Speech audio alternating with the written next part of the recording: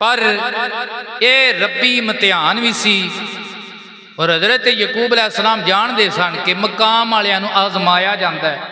तो यूसुफ ख्वाब भी वड्डा तकिया है, जिथे उच्चा रुतबा लभना है तो अल्लाह ने कोई करिश्मा किसी गल के बाद ही दिखाना है ना। इस वास्ते आपने इजाजत दे छड़ी भी ठीक है, तुसी अपने भाई यूसुफ नूं सुबह नाल लै जाओ। वो जिहड़ी रात गुजरी, हज़रत यकूब अलैहिस्सलाम सारी रात सुते नहीं, यूसुफ अलैहिस्सलाम नूं सामने बिठा लिया, सारी रात हज़रत यूसुफ अलैहिस्सलाम नूं तकदे रहे। एक बाप अपने बेटे नाल प्यार मुहब्बत दीयां गल्लां करदा रहा, ते हज़रत यूसुफ अलैहिस्सलाम ने वेख्या भी अब्बा जी रोंदे भी ने पे, नाल मुहब्बत दीयां गल्लां भी करदे ने पे। ते फरमाया अब्बा जी मैं भरावां नाल जा रहा तो तुसी रोंदे हो पे। ते हज़रत यकूब अलैहिस्सलाम रजी आपने जवाब इरशाद फरमाया। आशिका ने उस जवाब नूं अपने अंदाज च बयान किया है। मुहब्बत नाल आखलो सुभान अल्लाह। हज़रत यकूब अलैहिस्सलाम ने हज़रत यूसुफ अलैहिस्सलाम नूं सीने नाल ला लिया, फरमाया सख्ती जंगल तू ना जाने, ते नाज़ां दे विच पलियों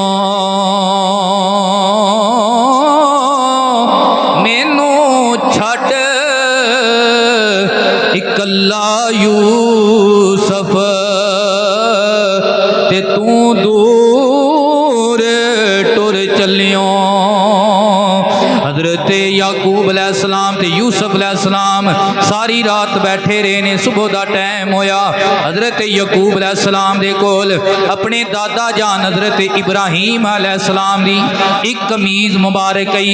ओ कमीज है जेड़ी कमीज हज़रत इब्राहीम अलैहिस्सलाम नूं जिस वक्त नारे नमरूद दे अंदर गिराया गया ते आपने जेब तन की हुई सी, ते अल्लाह तबारक व तआला ने उधरों अग नूं आर्डर किया, या नार कूनी बरदां व सलाम।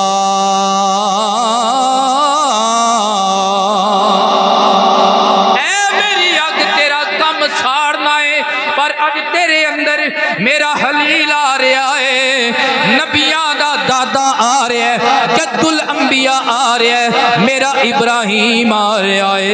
अज मेरे इब्राहीम ते अग तू ठंडी हो जा। अग ठंडी हो गई। वो जड़ा कुर्ता मुबारक सी वो मिले हज़रत इसहाक अलैहिस्सलाम नूं। हज़रत इसहाक अलैहिस्सलाम दे घर बेटे हज़रत यकूब पैदा होए। यकूब अलैहिस्सलाम नूं हज़रत इसहाक अलैहिस्सलाम ने कुर्ता ता फरमाया। अज हज़रत यकूब अलैहिस्सलाम जानदे ने मेरे पुत्र नूं मुसीबतां आवणियां ने, आजमाया जाना है, ऊंचे मकाम वालियां नूं आजमाया जांदा है, इम्तिहानां दे अंदर डालिया जांदा है। ते अपने ही मेरे यूसुफ दा असद करदे ने, आपने उस कुर्ते दा दादे दी कमीज दा तवीज बनाया, हज़रत यूसुफ अलैहिस्सलाम दे गले दे अंदर पहना छड़िया, सिर ते अपनी पगड़ी अता की थी। उधरों भाई आ गए, आके अर्ज करन लगे यूसुफ चलिए टाइम हो गया है। अब्बा जी को इजाजत मंगन लगे, अब्बा जी इजाजत होवे, बाप बुढ़ा हो चुका है, चलन दी उस तरह सकत नहीं है। लेकिन हज़रत यकूब अलैहिस्सलाम ने फरमाया मैं इंज यूसुफ नूं इथों नहीं कलांगा, बल्कि शजरे फिराक जुदाई वाले दरख्त तक मैं नाल जावांगा ते अपने हत्थीं अपने पुत्र नूं विद्या करके आवांगा। अपने हत्थीं अपने पुत्र नूं विद्या करके आवांगा।